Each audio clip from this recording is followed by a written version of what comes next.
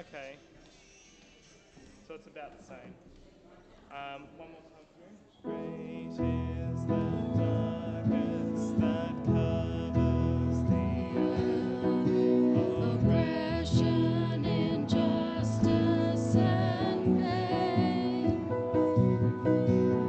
Nations are slipping in hopeless despair. Though many have come in your name, watching while sanity dies, touched by the madness and lies. Come, Lord Jesus, come, Lord Jesus, pour out your Spirit, we pray. Come, Lord Jesus, come, Lord Jesus, pour out your Spirit on us today. May now your church rise with power and love. That's fair enough. Yeah, Pretty much the same. yeah, the same thing.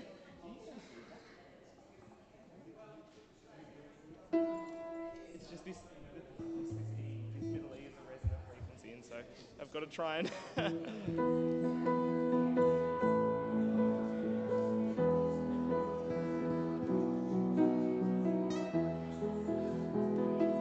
All right.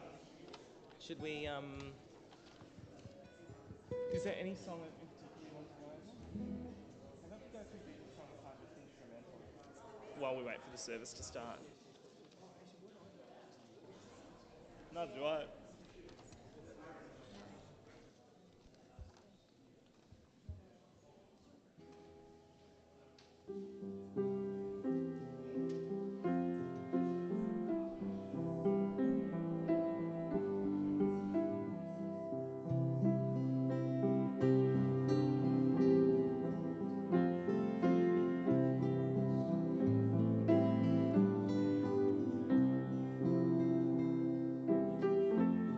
Speed run.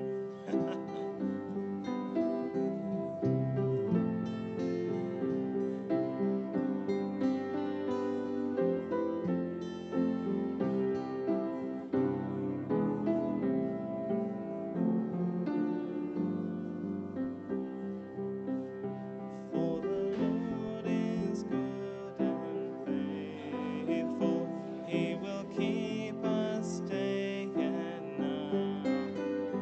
We can always run to Jesus, Jesus strong and kind.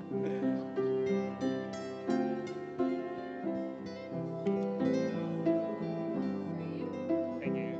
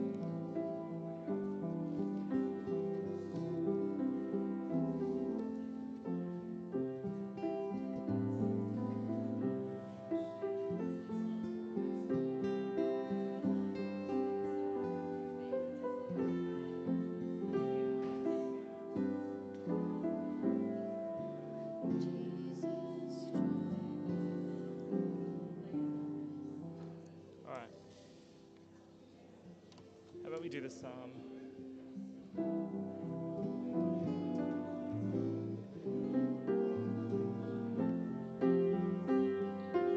Yeah, the psalm.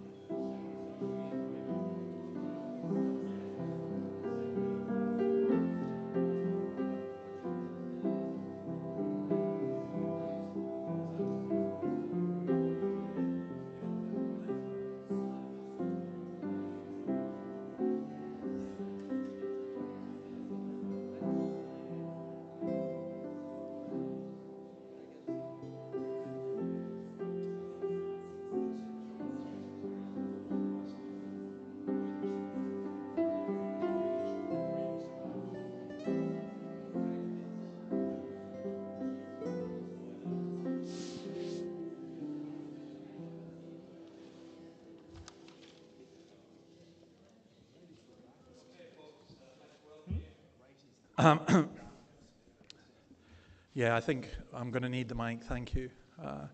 It's nice to be back from Tassie. It was warmer there than here. That's all I'm saying. Yous all laughed at me for saying I was going down for some heat. That wasn't much heat, but it was. Yeah, it was great. It was good. It was good to refresh in God's wonderful creation. But it's even better to be back here in Newcastle with you. So, if you are a visitor, you are very, very welcome. It's very simple what we do. We just read, pray, sing, hear God's word, and we pray the Lord will be with us. So let's stand for our call to worship, and then we're going to sing the song, Great is the Darkness. Please stand.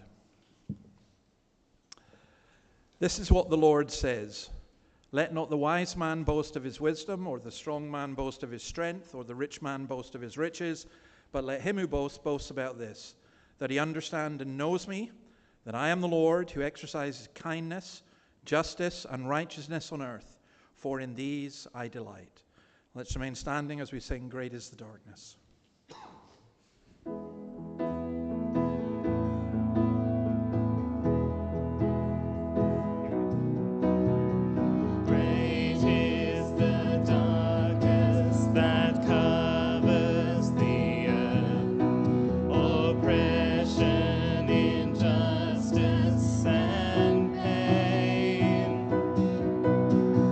Nations are sleeping in hope.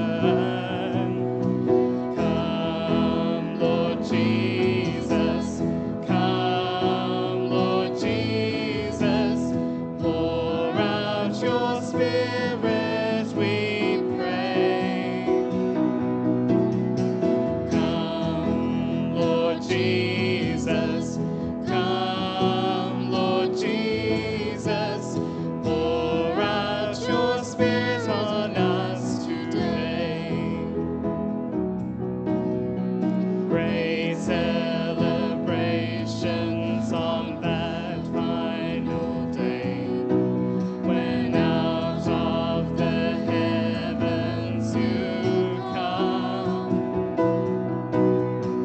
Darkness will vanish, all sorrow will end, and rulers will bow at your throne. Our great commission complete, then face to face we shall meet. Come, Lord Jesus, come, Lord Jesus, pour out your Spirit, we pray. Come, Lord Jesus, come, Lord Jesus, pour out your Spirit on us today. Please have a seat and let's bow our heads in prayer.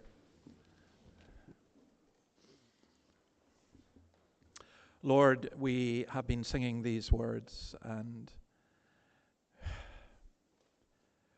we recognize that there is a darkness in the land. We recognize there is a darkness within our own hearts, and we acknowledge this desperate need for you to come.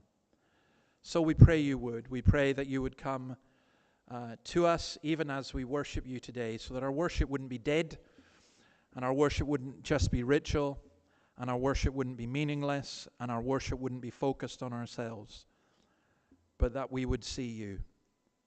So help us as we come into your presence. Bless those who are new amongst us.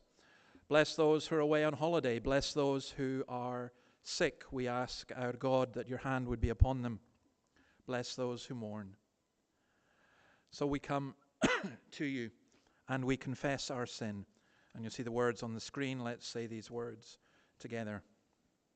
O Lord our God, we confess that we have often forsaken you, the spring of living water. We have forgotten you. We have not responded to your correction. We have followed our own desires and ignored the lifeblood of the innocent poor. We have exchanged your glory for worthless idols. We ask for your forgiveness. O Lord, speak to us through your word.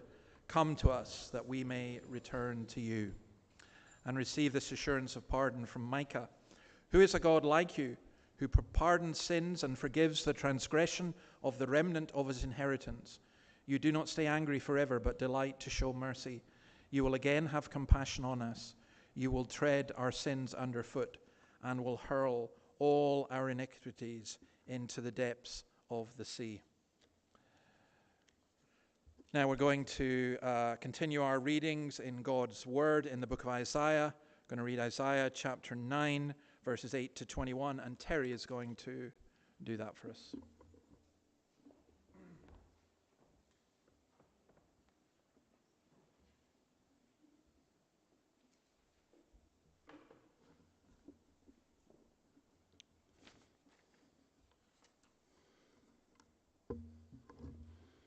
Our Old Testament reading this morning is Isaiah chapter 9, verses 8 to 21. The Lord has sent a message against Jacob. It will fall on Israel. All the people will know it, Ephraim and the inhabitants of Samaria, who say with pride and arrogance of heart, the bricks have fallen down, but we will rebuild with dressed stone. The fig trees have been felled, but we have replaced them with cedars. But the Lord has strengthened Rezin's foes against them and has spurred their enemies on. Aramaeans from the east and Philistines from the west have devoured Israel with open mouth. Yet for all this his anger is not turned away. His hand is still upraised. But the people have not returned to him who struck them, nor have they sought the Lord Almighty. So the Lord will cut off from Israel both head and tail, both palm branch and reed in a single day. The elders and dignitaries are the head. The prophets who teach lies are the tail. Those who guide his people mislead them, and those who are guided are led astray. Therefore the Lord will take no pleasure in the young men, nor will he pity the fatherless and widows. For everyone is ungodly and wicked, every mouth speaks folly. Yet for this his anger is not turned away, his hand is still upraised. Surely wickedness burns like a fire, it consumes briars and thorns, it sets the forest thickets ablaze, so that it rolls upward as a column of smoke. But by the wrath of the Lord Almighty, the land will be scorched, and the people will be fuel for the fire. They will not spare one another. On the right they will devour, but still be hungry. On the left they will eat, but not be satisfied. Each will feed on the flesh of their own offspring. Manasseh will feed on Ephraim, and Ephraim on Manasseh. Together they will turn against Judah. Yet, for all this, his anger is not turned away, his hand is still upraised. This is the word of the Lord.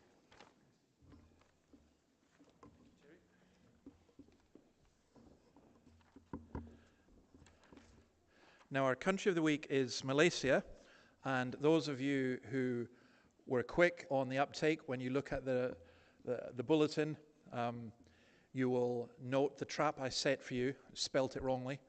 It's not Malay-Asia, it's Malaysia. Amazing country, 330,303 square kilometers, 34.5 million.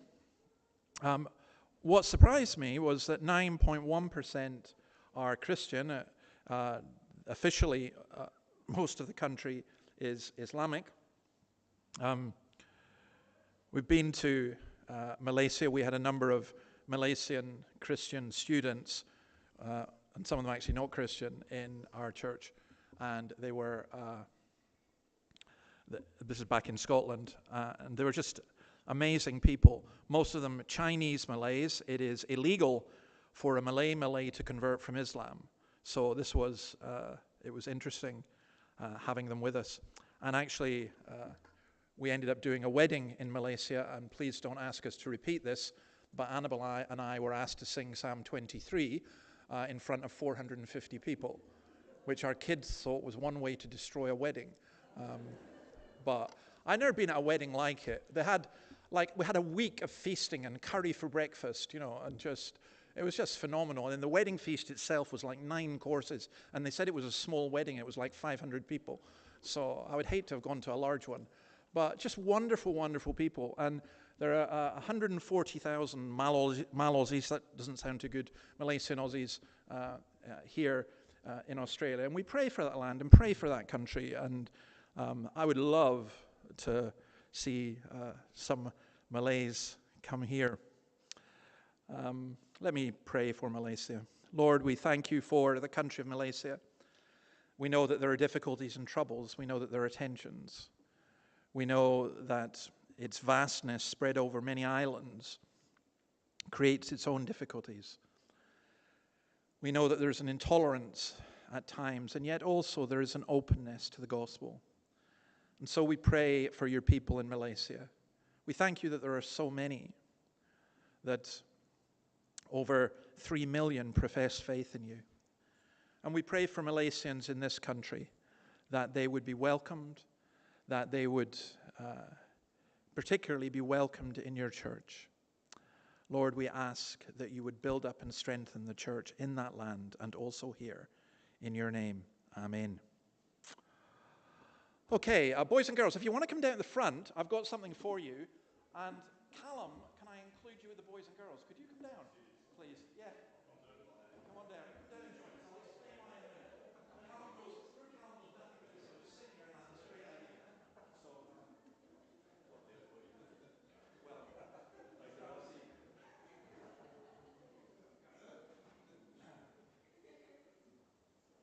I basically, as the youngest non-child member, that's what I'm doing. Right.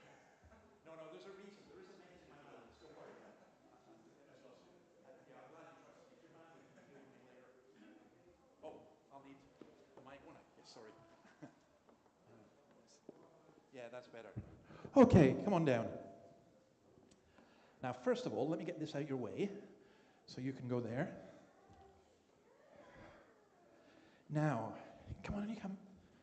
So let's get everyone's names. Well, this is Callum. What's your name? I've been away so long, I've forgotten. What's your name? Esther. Noah. And what's your name? Jack. And what's your name?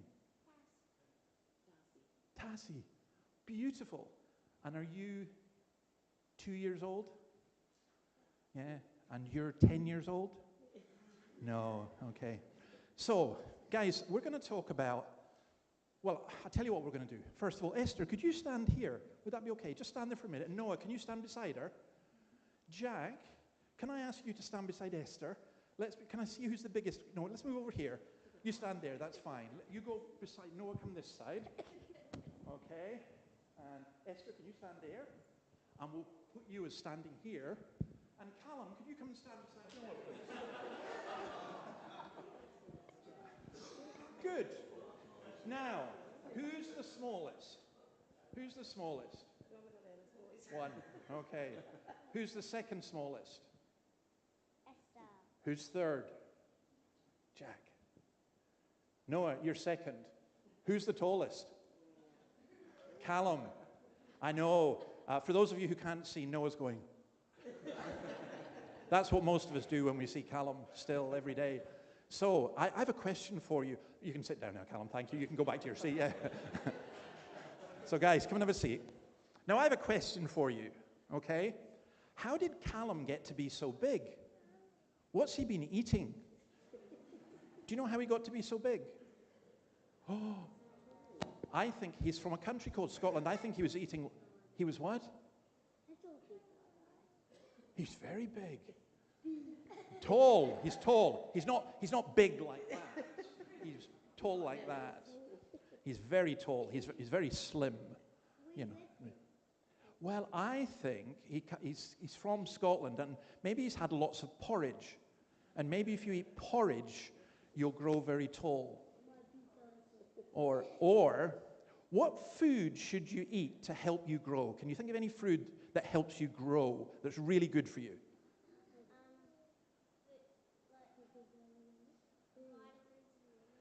Vitamins and minerals, and they come in different kinds of food. So let's think about drinks.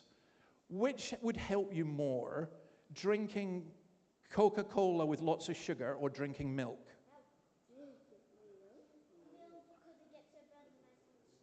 It does. Milk, because it gives you nice and strong, and you need your bones. You see, for Callum to be so tall, he needs those bones to be carrying all of that.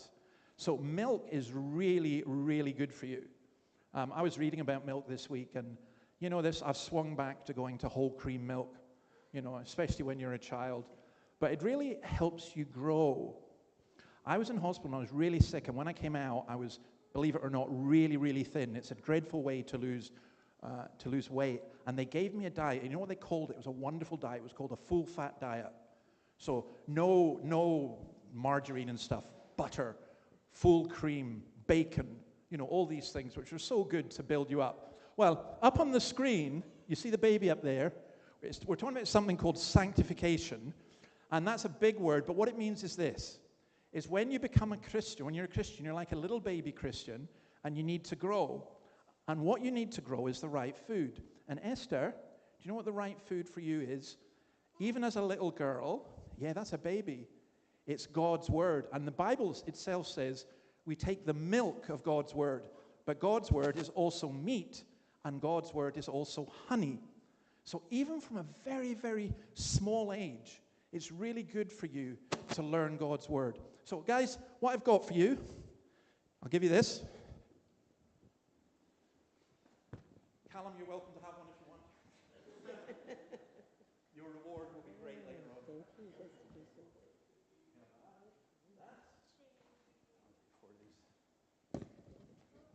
we go. So what we do is, during the rest of the service, you can colour this in, and then at the end, where's Kathy? And also, Kathy's at the back there. So you look in there, if you give Kathy what you've coloured in,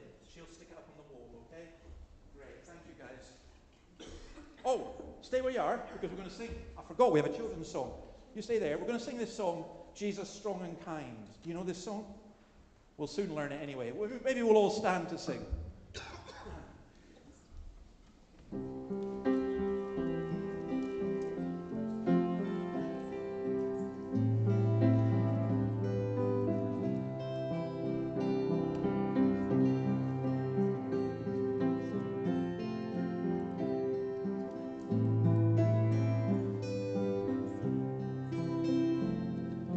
Jesus said that if I thirst, I should come to him.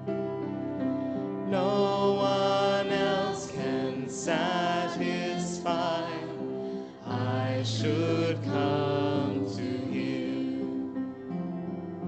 Jesus said if I am weak, I should come to him. No one else can be my strength. I should come to him. For the Lord is good and faithful. He will keep us day and night. We can always run to Jesus, Jesus strong and kind.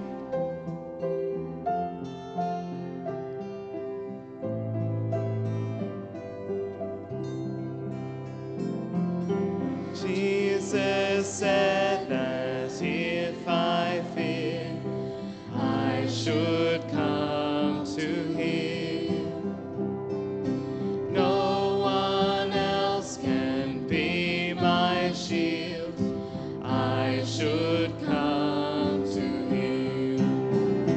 For the Lord is good and faithful. He will keep us day and night.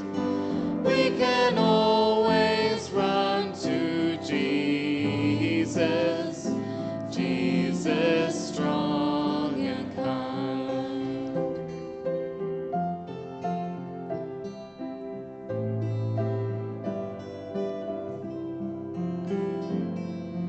Jesus said if I am lost, he will come to me. And he showed me on that cross, he will come to me. For the Lord is good and faithful. He will keep us day and night. We can always run to Jesus, Jesus strong and kind. For the Lord is good and faithful. He will keep us day and night. We can always run to Jesus, Jesus strong and kind.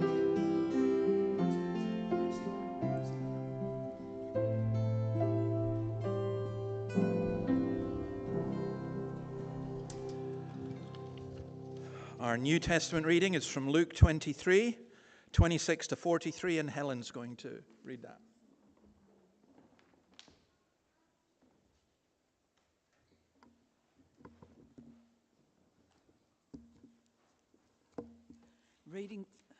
Reading from Luke, page 1024, chapter 23, verse 26. As they led him away, they seized Simon from Cyrene, who was on his way in from the country, and put the cross on him and made him carry it behind Jesus. A large number of people followed him, including women who mourned and wailed for him. Jesus turned and said to them, "Daughters of Jerusalem, do not weep for me. Weep for yourselves and for your children. For the time will come when you will say, 'Blessed are the barren women, the wombs that never bore, and the breasts that never nursed.' Then they will say to the mountains, 'Fall on us,' and to the hills, 'Cover us.' For if men do these things when the tree is green, what will happen when it is dry?" 2 other men, both criminals, were also led out with him to be executed. When they came to the place called the Skull, there they crucified him along with the criminals, one on his right, the other on his left. Jesus said, "Father, forgive them, for they do not know what they are doing." And they divided up his clothes by casting lots. The people stood watching, and the rulers even sneered at him. They said, "He saved others. Let him save himself, if he is the Christ of God, the chosen one." The soldiers also came up and mocked him. They offered him wine vinegar and said, "If you are the King of the Jews, save yourself." There was a written notice above him which read, "This is the King of the Jews."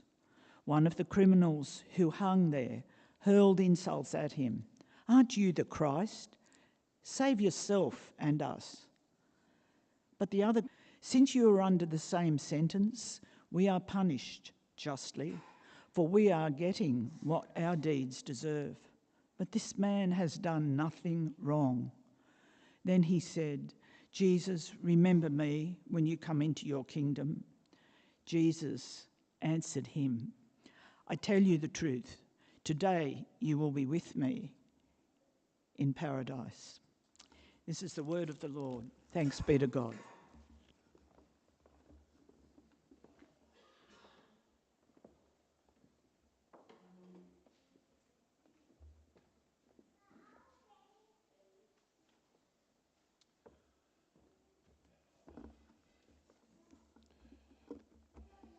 For many of us, those are very familiar words. Please don't let their familiarity take away from their wonder.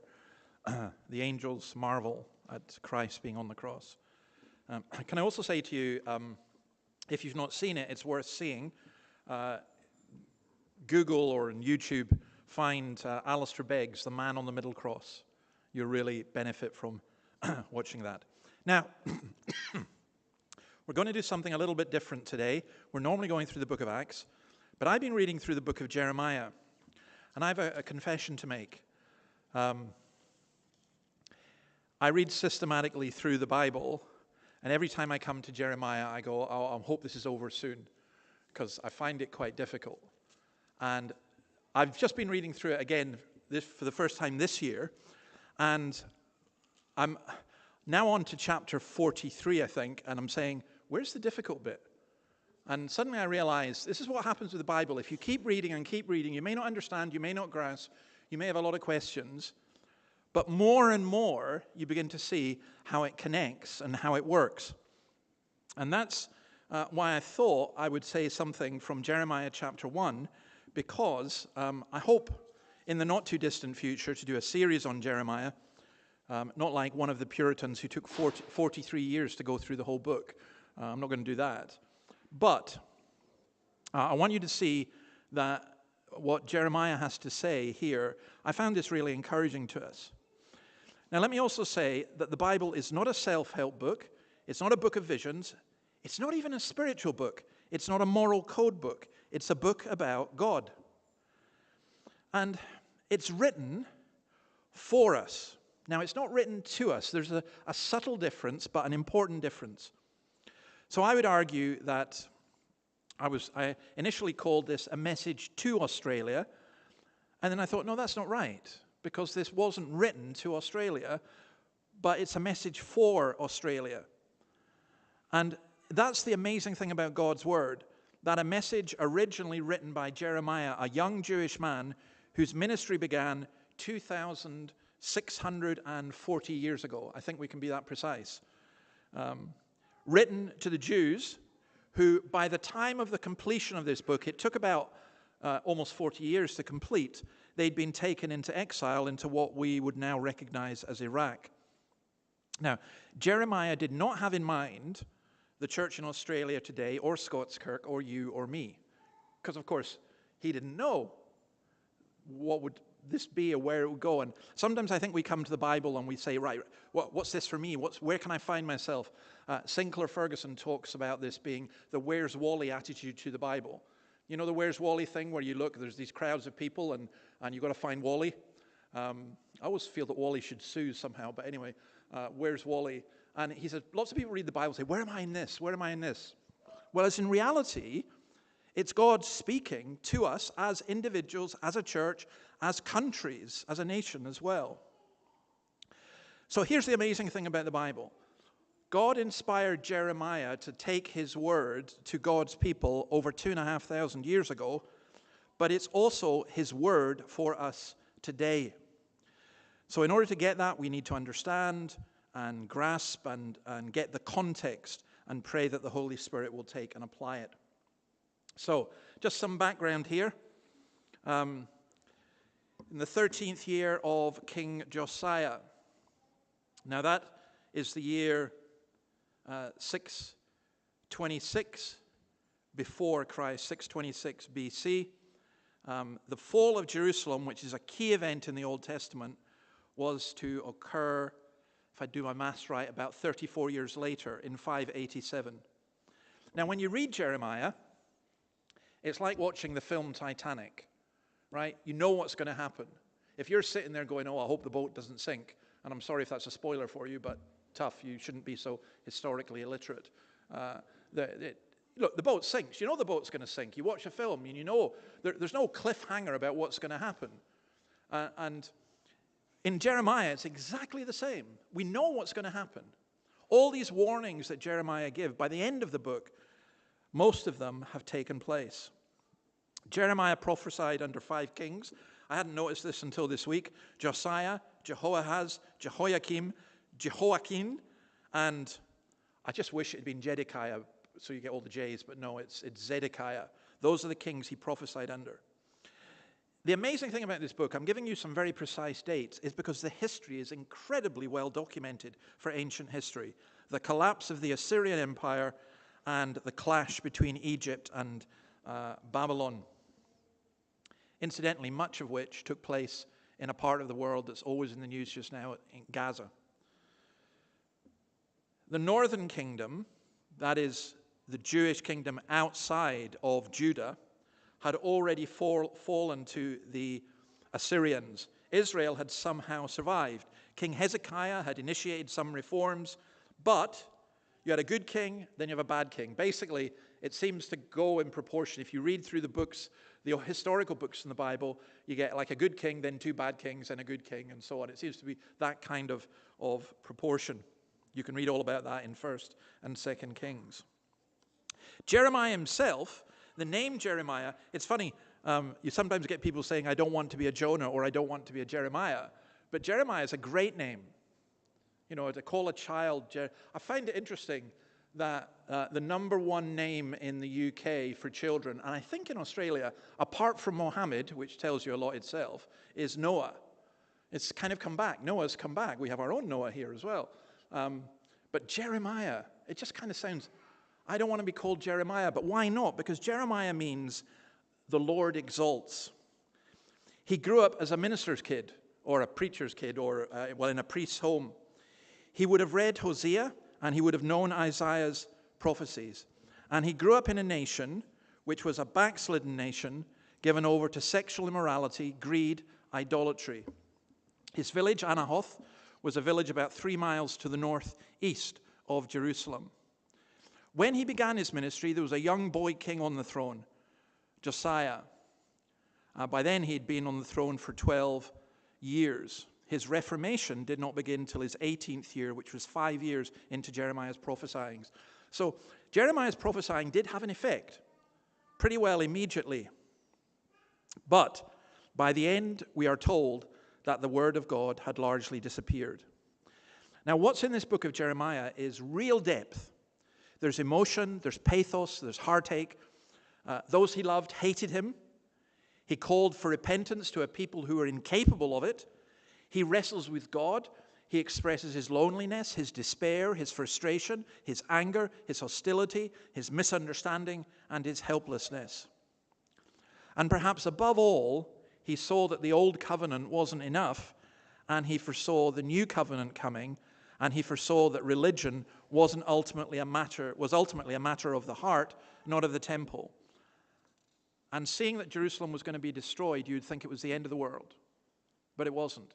By the way, imagine that today. Imagine if you're a Jew today and it's not out with the realms of possibility that Israel could be destroyed as a nation. And you'd be absolutely devastated at that. Your nation. But that's what happened here. So, that's the background. I want to say something about the situation in Australia. Jeremiah has been given an impossible task to call the people of Judah to observe God's law when they were on the brink of national and spiritual catastrophe. Now, as most of you know, I like standing out there on a Sunday morning, and I like talking to people as they go past, waving to people as they go into our Pentecostal brothers and sisters across the road, recognizing that when some of you come, it's time for me to go in because we're already late. I'll not say who, but you know, I like observing people. And I think what struck me this morning was the absolute impossibleness of the task that we have. Because I watched 3 van loads of youngish people, right, 30 and under, stop right outside the church there, pile out, and I thought, God, come on in. No, they went across the road, they went and bought some stuff. By the time I came in, they were getting in their cars and heading off. And I thought, how do I persuade you to come and hear God's word? Why would you, here's the church right here. It would never even cross your mind that he would have anything for you. I think that today in Australia, despite people making some optimistic noises, there is a level of social and moral decay. And I thought I would just give you some idea of where this has gone. I'm fascinated by history, and I think history helps us understand the present. So I'll not give you a history lecture, but you do know that Christianity arrived in Australia with British colonization in 1788. And although you could argue that Australia was never officially a Christian nation, if you can have such a thing, it was certainly built on Christianity. So in 1901, at the time of formation, 96% of Australians identified as Christian. In 1971, this is an amazing statistic to me, it was still 86%. Now, 1971 is not that long ago. Now, a lot of it's nominal, of course it is, but nonetheless, that was the case. In 2016, Christianity had dropped to 52%. But the figure that got me was the latest census, 2021. It had fallen to 43.9%, with Catholics at 20%, Anglicans at 9.8%, Uniting Church at 2.7%, Pentecostals at 1%, and the non-religious rose to 38.9%. Now, bear in mind that many of the churches will be churches that have turned away from the gospel, and bear in mind that when people say they belong to a particular church, they may never go to it. So I looked at the figures for attendance. In 1972, 36% of Australians attended church monthly.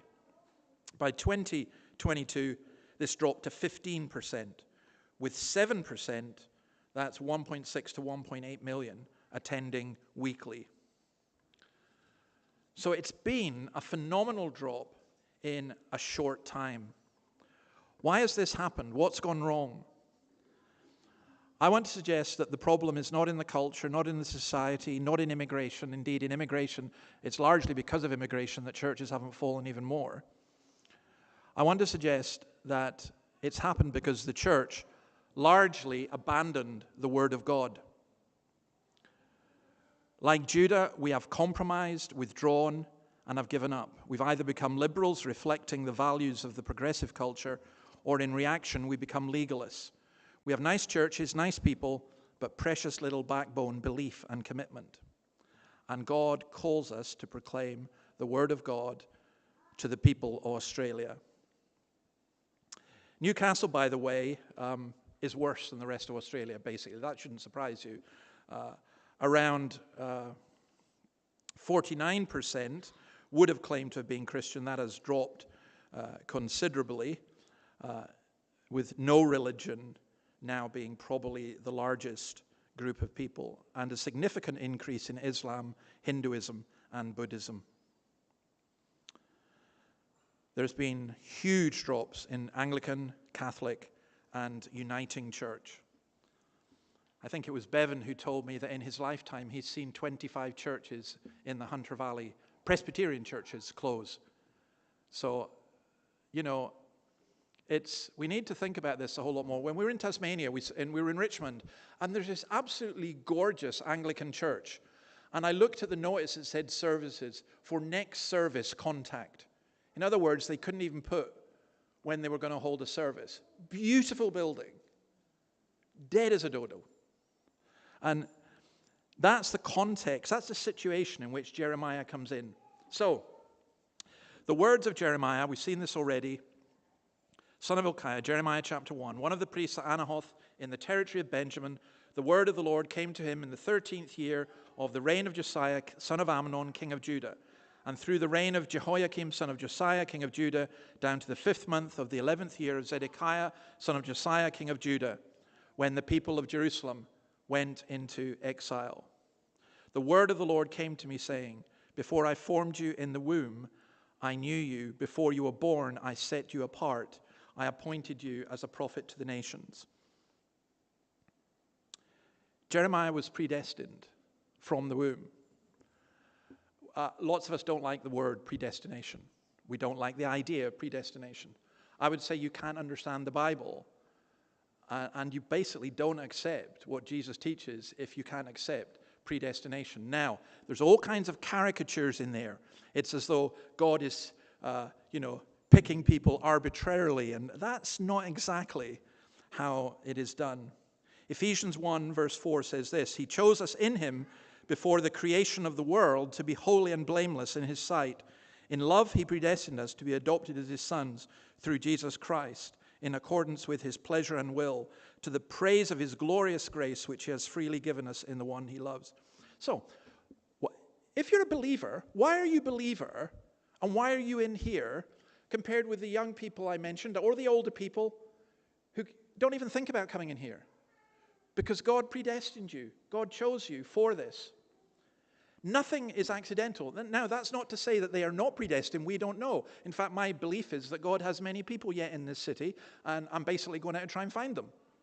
Invite them to come in and hear the word that will save them. God's chosen vessels are long in the making. At just the right time, Galatians 4:4 says, God sent his son. Jeremiah was called from the womb. Look what he says. Before I formed you in the womb, I knew you. I knew you. And know there is a very, very intimate term. It's the term that's used in the Bible for men and women, husband and wife, making love. I knew you. And then I made you. The potter, later on in Jeremiah 18, he will talk about the potter. He was handmade. He said, I made you for this task. Psalm 139 says, you created my inmost being. You knit me together in my mother's womb. I praise you because I'm fearfully and wonderfully made. Your works are wonderful. I know that full well. My frame was not hidden from you when I was made in the secret place, when I was woven together in the depths of the earth. Your eyes saw my unformed body. All the days ordained for me were written in your book before one of them came to be. We don't get to choose when we die. We don't. God knows. Even if someone else takes our life, even if we take our own life, God knows. He knows every single day that we are going to have to live. And I'll say this to some of you. Stop worrying about when you're going to die. Stop worrying about how long you're going to live. You need to think about what happens when you die. And you need to think about how you use the time that God has given you. Now, what's important about this is that none of the circumstances in our lives are accidents. They are all part of God's shaping hand. Harrison says this, the thought that his very existence was a conscious part of divine purpose and not an incidental biological occurrence must have given him a special sense of destiny. See, I don't think that applies just to Jeremiah. I think it applies to every single one of us. I am fearfully and wonderfully made. God brought us here. You know, it's funny. If I make this personal, why am I in Newcastle? Why are we, Annabelle and I, here in Newcastle? I could say, oh, well, because God has chosen us, because we're such wonderful people, and, you know, we're going to bring revival and all the rest of it. It would be absolute arrogance and nonsense to say that. But it's not arrogance and nonsense to say that because God chose to do so. And we pray, Lord, show us your purposes. We don't actually need to know them all, but we know this, that we didn't choose it. He chose. I have always known you, he says. I have always known you, to Jeremiah. And you, this is the most wonderful thing for you to grasp. You might say, who, me? Little me. Instead of us railing against this, we should be in awe and wonder and in grateful acceptance that God has brought us to where we are in our lives. And here we are, hearing his word from 2,500 years ago.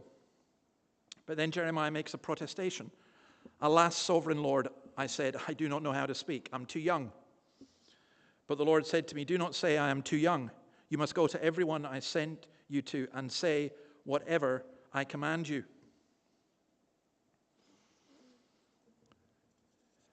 His lack of eloquence, his timidity, the task was too great. He was too weak. He was sensitive. You don't often think of Jeremiah as sensitive, but that, I think, comes across very clearly throughout the book. He was gentle. He didn't like controversy or strife. He wasn't the guy standing up with a placard yelling at people they were doomed. He says, I can't do it. I can't do it. I don't think you will get anywhere in Christian work until you can fall on your knees before God and say, I can't do it. I can't do it. You've called me to do this. I can't do it. See, Jeremiah's asking the wrong question. You know, God has to, you know, when Jesus says, the harvest is great, pray the Lord of the harvest to thrust out workers into the harvest field. It's not as though there's a bunch of willing workers ready to go. In fact, if you can think of harvest fields, again, I've just been looking at some history in terms of how crops were picked here. And I remember, you know, growing up on a farm myself, that it's hard work. Potato picking, tatty picking was hard work. It's hard work. I remember being given an opportunity to cut corn the old way with a scythe. That's hard work. Picking berries and apples and everything is hard work. And it's little wonder that many people in Western society say, oh, we don't want that. We just want to make a fortune sitting at a computer. Or we want people to pay us. Let's just get cheap labor in from overseas to do that kind of work. Well, gospel work is hard work, and Jesus says you've got to pray that the Lord will thrust out workers into the harvest field. It's not really a good career option. But as I said, Jeremiah is asking the wrong question. It's not, who am I? His question should be, what do you want me to do? What are my instructions? Where do you want me to go? Because it's not about you, it's about God. Alexander Stewart, an old Scottish minister, said this: it is the worker who is most conscious of his own unfitness for the task that is also most dependent on the power of God for success. His weakness is a channel through which the divine energy flows and through which, accordingly, the divine name is glorified.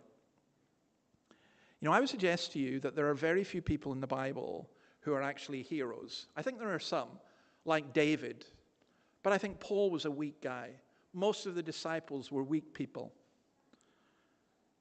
And yet it was God who used them. So if your protestation is, I can't do this, well, you're with Jeremiah. Let's go on. His power, do not be afraid of them, for I am with you and I will rescue you, says the Lord. God's answer to that is, don't be afraid, I am God, I am with you, I have given you my words, I have appointed you. And it uses this idea of touch. So in Isaiah 6, Isaiah says, woe to me, I cried, I am ruined, for I am a man of unclean lips, and I live among a people of unclean lips. And my eyes have seen the King, the Lord Almighty. Then one of the seraphs flew to me with a live coal in his hand, which he had taken with tongs from the altar. With it he touched my mouth and said, see, this has touched your lips. Your guilt is taken away, and your sin atoned for. You say, I wish that would happen to me. But it does. What do you think is happening just now? What do you think is going on in this building even as we look at this? It's God speaking to you. It's God putting his arm around you. It's God calling you. If I can put it this way, God does not hold us at arm's length and say, right, get on and do it. And if you do it well, I'll give you a hug. What God does is he hugs us. It's like, I don't know. I know that Noah plays football or soccer, and I know what you do. Your child's going to go out in a field with lots of other boys and girls, and what you want to do is you give them a hug and you say, you get on with it. We're proud of you. Get on with it. And that's what God does here. He says, I've called you. Now you get on with it. And so he gives his purpose, verses 9 and 10. Then the Lord reached out his hand and touched my mouth and said to me, I put my words in your mouth. See, today I appoint you over nations and kingdoms to uproot and tear down, to destroy and overthrow, to build and to plant. Now, think about that. There's the mighty nation of Assyria that no one can get near. There's the mighty nation of Egypt, the mighty nation of Babylon. There's tiny Israel, which has turned away from the Lord, and Jeremiah is being told, I appoint you over kings and nations. That doesn't mean he's going to be a super emperor. A lot of his life is spent in jail, being ill. But God's purpose will always stand. Jeremiah is not going, hey, I've been chosen and not you lot. He's saying, God has called me to serve. And he's called to be a prophet, a communicator of God's message, to tell God's word. He's not to be a perceptive social commentator. We don't know how it happened to him, but we do know how it happens to us.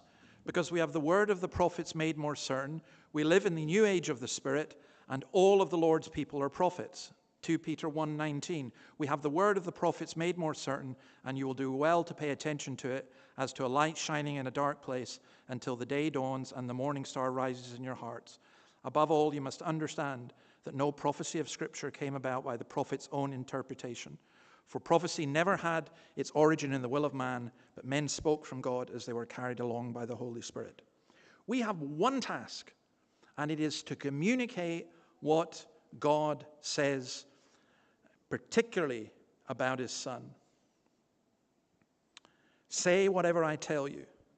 It's destructive, because as Jeremiah speaks, he points out things that are idolatry and sin, and there's a fierce backlash against that. And that will happen too in our culture. But it's constructive because it means nothing less than the building of the kingdom of God among the ruins of a world that's been turned upside down through the energy of the divine word. Let me say this in terms of history.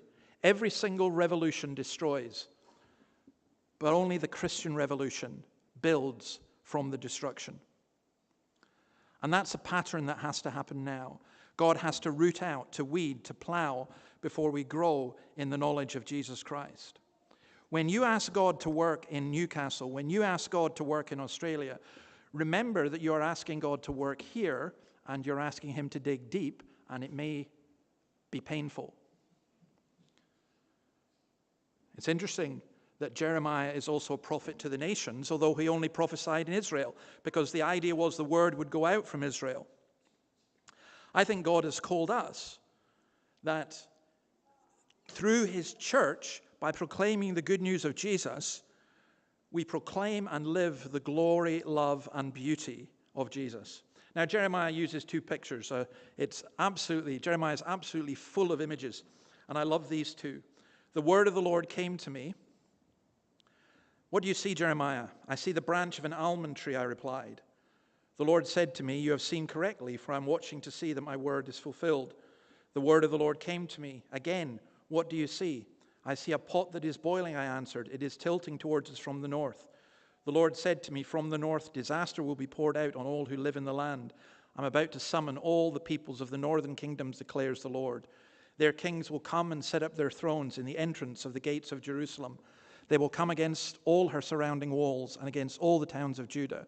I will pronounce my judgments on my people because of their wickedness in forsaking me, in burning incense to other gods, and in worshipping what their hands have made. The almond tree, it's a play on words. The Hebrew for almond tree is very close to the Hebrew for watch or watch over. And what Jeremiah is being told, and is that God's word will be fulfilled quickly. When everything seems dead, it's the first bud of spring. We were in Richmond yesterday, and some of the trees were blossoming in pink, but along the river, there was a whole bunch of what looked like dead trees, but they're about to blossom, and then they'll be stunning. And that's the image that's using here. And by the way, I love the fact that God communicates through his word, but using imagery as well. Creative. That's one of the things we have to think about how we do it. And then he talks about the boiling pot, which is a large cooking pot placed on embers. And the idea was, what he's saying is, this is going to tip over, and it's going to spill southwards from Syria into Israel. The Assyrians are going to come as agents of judgment. Ashurbanipal, the king of Assyria, died in the years of Jeremiah's call, and the empire was in chaos, and human aggressiveness caused chaos. And what does that sound like today? And the idolatry that is there, we see that in so many ways, and we see that in our own culture. And Jeremiah is showing these pictures, and he's saying God is going to deal with all of this. Oops, sorry. And then his promise. He has to say what God's command. Get yourself ready, stand up and say to them whatever I command you. Don't be terrified by them, or I will terrify you before them. Today I've made you a fortified city, an iron pillar and a bronze wall, to stand against the whole land, against the kings of Judah, its officials, its priests, and the people of the land. They will fight against you, but will not overcome you, for I am with you and will rescue you, declares the Lord. Now you'll note this. My time's almost gone, so I'll just summarize this briefly. He has to say what God has commanded, not what he wants to say or what the people want to hear. I'm astounded at how many churches think, how do we get people in? How do we draw them in? We tell them what they want to hear, then we get them in, then bit by bit we drip feed them and get them to change. That's manipulation of the word of God. We speak what God's word says. Ironically, that often proves far more attractive than churches which have compromised on the word. I mentioned some of the churches that have declined. Well, one of the reasons they've declined is because they've turned away from the Bible. And if they've turned away from the Bible, what's the point of going to them? They're just a social club. We need to get clear what God is saying. It's not our emotions. It's not our desires. It's not our moods. It's not our wisdom. It's not the enlightenment of society. It's not our dreams and visions and fancies. It is God's word. And we have to stand fast. The storm is coming. The people of the land here probably refers to the landowners who said, we're going to go against you. Again, I'm puzzled by this as a tactic. Why do we think that if we cultivate the rulers and the rich and the powerful and the influential, that somehow there'll be a trickle-down effect? What Jeremiah is told is, take them all on, all of them. They can destroy you, but they won't, because I am with you. You stand. You'll be a fortified city, an iron pillar. Jeremiah lasted over 40 years in the midst of continual hostility. And look at that great assurance of verse 19. They will fight against you, but will not overcome you, for I am with you. Jeremiah has to overcome his personal defects to serve God. We have to do the same. God is not ashamed to be called our God, Hebrews 11:16. We are in Revelation 7:14. We are his called and chosen and faithful. So I finish with this. What's our purpose? What's your purpose? What's your calling? Have you come to a point where you said, no, I was made for this. This is why I am here. If you spend all your life wishing you were somewhere else, or if you spend all your life saying, where am I going to be, worrying about where you're going to be, or if you spend all your life saying, what am I doing? Why am I here? You're here because God has called you here. And we are here for that purpose. It's like in Eric Liddell in the Chariots of Fire, when I run, I feel his pleasure. God calls people everywhere to repent. And Jesus calls, come to me, all you who labor and are heavy laden. Repentance and faith is our message. Repentance is to turn from our sin and to turn towards God. You know, I've been reading a lot of stuff about what's called the quiet revival. I have not read once in all the Christians who are talking about it, not once have I heard about repentance, and it's not revival. That's not revival. Revival is when God so comes amongst his people that we're going, oh dear. You know, we sit in church and, I don't know, maybe we look at our watches or we think about other things or we've got 101 things going on. And God said, I'm calling you to repentance. God calls Australia to repent, calls Newcastle to repent, calls us in Scots, Kirk to repent, calls myself and you to repent. Jesus weeps over Jerusalem and he weeps over Australia and Newcastle and this church. Why? Because Jerusalem, how often would I have gathered you in my arms, but you were not willing. You wouldn't come to me. You wouldn't repent. Jesus stands and knocks at the door and says, I want to come in. But we don't open the door. As someone, I think it's Holman Hunt's painting of it actually, has Jesus standing at the door and the door doesn't have a handle on the outside. The handle is on the inside. He asks us to follow him. He asks us to serve him. And I think each of us has to reflect upon this. I think if you're not a Christian, you need to hear that God is calling you. You are not here by accident. And if you are a Christian, you need to hear what God is calling you to do. He hasn't called you to come to a church where you'll be entertained or to come to a church which will meet all your immediate needs or to come to a church where you can have significance. He's called you. He set you free, in the words of Hebrews, to serve the living God. And I can just say this from personal testimony. Sometimes we forget that and we get in an awful mess. But when you remember it, it's enormously liberating. May God bless his word to us. Amen. Now we're going to sing from Psalm 139, part of the psalm that I quoted. It's well worth going home and reading the whole thing. We'll sing verses 7 to 16 and we'll stand to sing.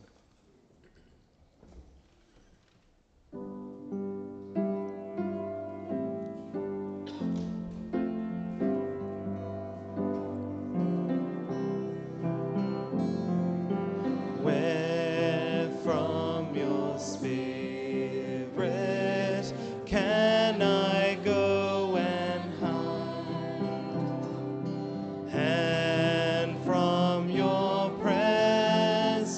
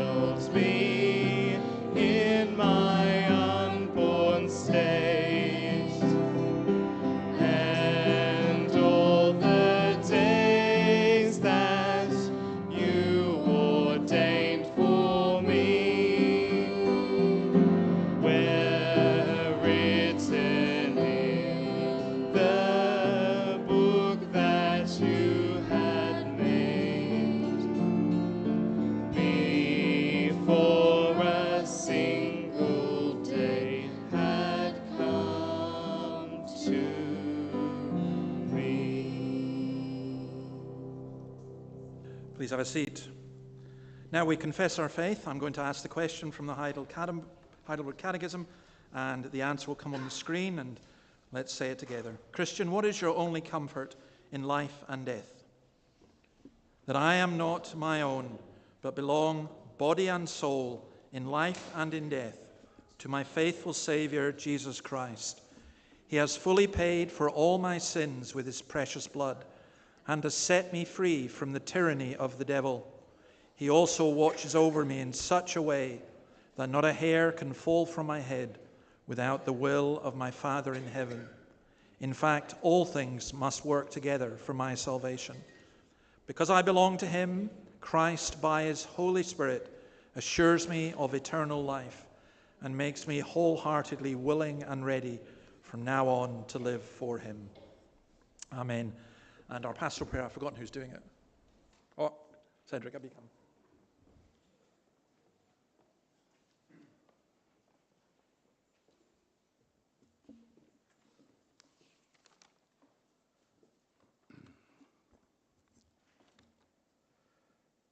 First of all, we thank God that we can freely, openly, and with our will and desire come here together to worship him. So now, Lord, our Heavenly Father, we, your people in this place, humbly come before you today in praise and worship of you, who has made all things, both seen and unseen.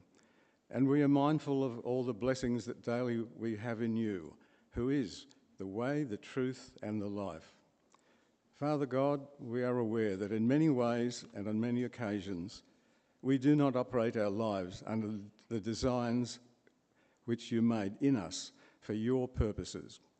And we often fail to seek first your plans for us to live well. So just as little children fall down and become hurt, we stubbornly continue to ask of you after the fall instead.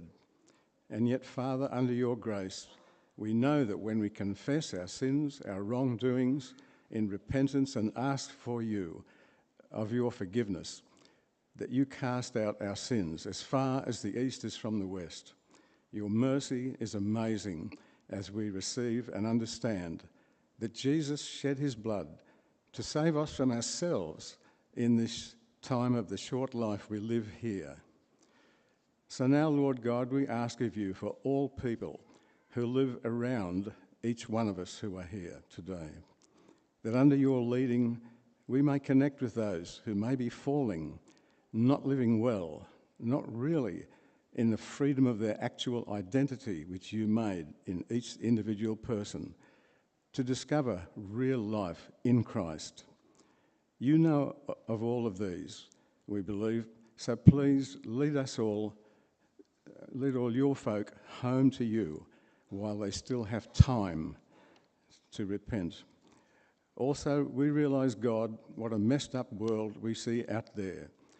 And we are so weak and helpless, but we ask for all in positions of power who make powerful decisions that affect so many peoples, that they may have a restored and renewed mind and a conscience from you, God, to come under you, who is the only real help for all in need worldwide until you return again. Revive your work, O Lord.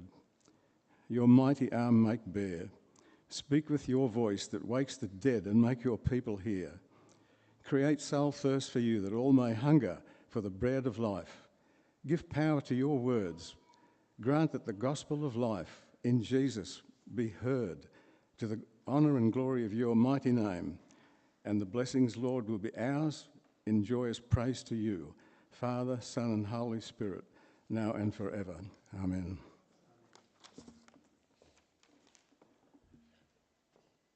Okay, we will finish in a moment with singing Be Thou My Vision. Just a couple of notices.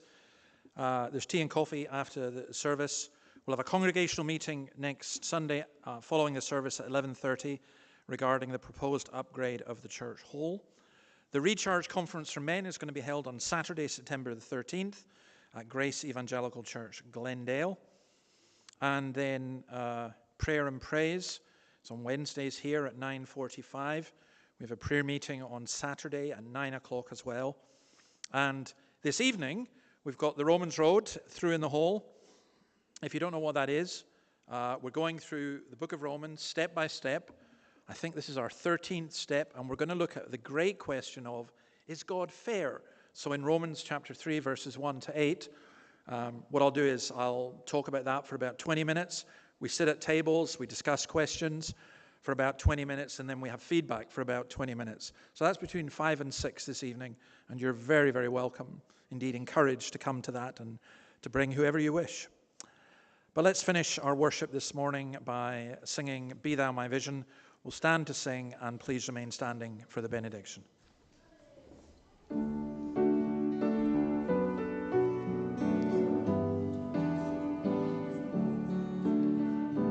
Be thou my vision, O Lord of my heart.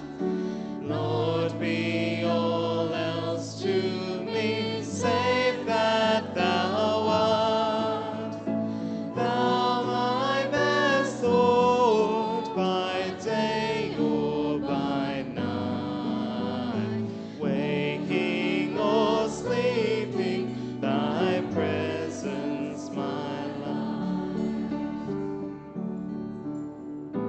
Be thou my wisdom, be thou my true word. I ever with thee, and thou with me, Lord. Thou my great Father, I thy true Son. Thou ever with me, and I with thee one. Be thou my battle shield, sword for the fight.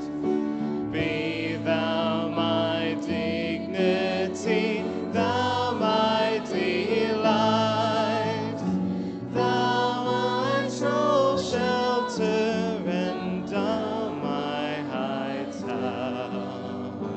Mayst thou me heaven, O power of my of heaven, out of heaven, out of victory won. May I reach heaven's joys, O bright heaven's sun. Heart of my own heart, whatever before, still be my vision, O ruler of all. And now may the God of peace, who through the blood of the eternal covenant brought back from the dead our Lord Jesus, that great shepherd of the sheep, equip you with everything good for doing his will. And may he work in us what is pleasing to him through Jesus Christ, to whom be glory forever and ever. Amen. Amen. Tea and coffee is served through in the hall.